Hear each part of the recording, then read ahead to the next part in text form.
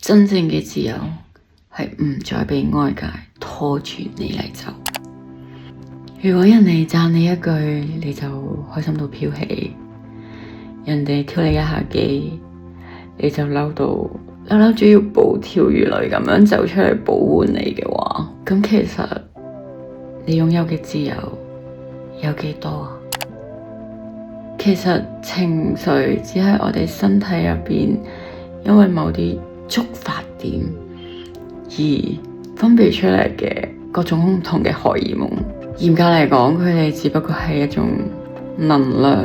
如果我哋唔再 on top 加其他情緒落去嘅話，佢就會慢慢自然咁樣消散嘅，唔需要俾佢哋煎熬我哋幾個鐘、幾日，甚至唔知幾多年。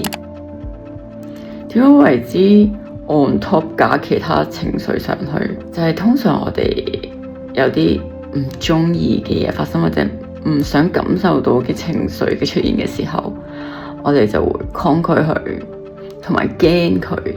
咁呢啲抗拒同埋驚就係一埲一埲嘅牆，去阻止我哋原本觸發出嚟嘅情緒嘅自然流散。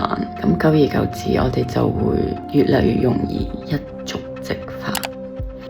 所以由今日開始，我哋嘗試去感受一下我哋當下呢一刻嘅情緒，從而令到佢最終可以自然消散，哪怕只係一秒，我哋由感受佢一秒，每次感受佢一秒去開始。咁當然有其他更快嘅方法去攞走我哋呢啲公開俾人撳嘅掣嘅，呢個係更深層次嘅嘢。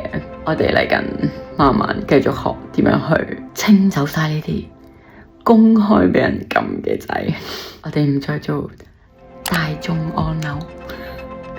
好咯，下次見。